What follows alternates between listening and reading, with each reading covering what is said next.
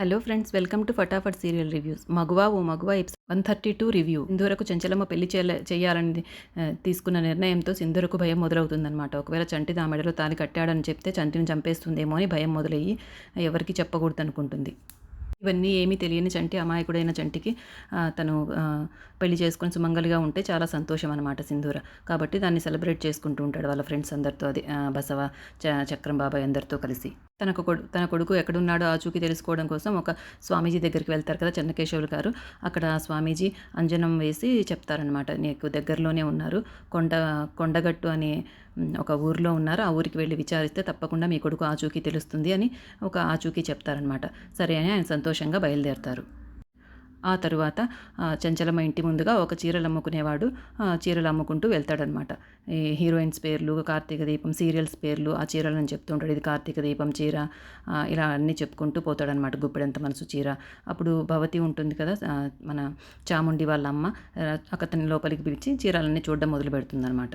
అప్పుడు చంటి చూసి, ఓ వీళ్ళు చీరలు కొంటున్నారా, నేను ప్రేమించిన అమ్మాయి కూడా ఒక మంచి చీర సింధూరమ్మాయి గారికి దగ్గర పెడదాం తీసి, అప్పుడు ఆ అమ్మాయి ఎప్పుడు కనిపిస్తుందో నేను అప్పుడు ఇస్తాను అనే ఉద్దేశంతో పరిగెత్తుకుంటూ సింధూర రూమ్ దగ్గరికి వెళ్ళి, సింధూర గది దగ్గరికి పరిగెత్తుకుంటూ వెళ్ళి, అమ్మాయి గారు రండి, మీకు ఒక విషయం చెప్పాలని చేయి పట్టుకొని లాక్కొని వస్తాడనమాట. అలా చేయి పట్టుకొని లాక్కు రావడం అందరూ చూసి ఆశ్చర్యపోతారు. ఏంటి పనివాడు సింధూర చేయి పట్టుకున్నాడని.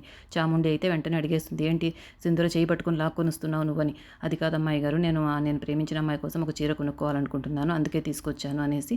చంటి ఏం తెలియదు అనమాట అలా ముట్టుకోకూడదని, అని కూడా ఆలోచించాడు.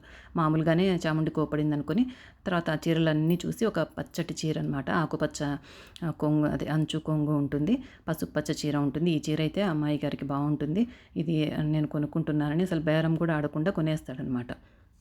కొనేసి, సింధూర్ అమ్మాయి గారు, నాకు అమ్మాయి కనపడే వరకు మీ దగ్గర దాచుకోండి, ఎప్పుడు కనపడితే నేను ఈ చీర తీసుకెళ్ళి ఆమెకి ఇస్తానంటుంది.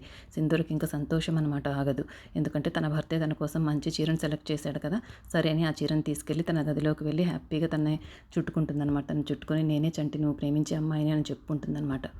అప్పుడు సింధూరకు ఒక ఆలోచన వస్తుంది. తన భర్త తన కోసం కొన్న చీరని కట్టుకొని పువ్వులు బొట్టు పెట్టుకోవాలని ఆశపడుతుంది. వెంటనే కట్టుకుంటుందన్నమాట. కట్టుకొని చక్కగా నుదుటిన పెద్ద కుంకుమ బొట్టు పెట్టుకుని, తల నిండా పువ్వులు పెట్టుకొని రెడీ అయ్యి తను చూసి మురిసిపోతూ ఉంటుంది.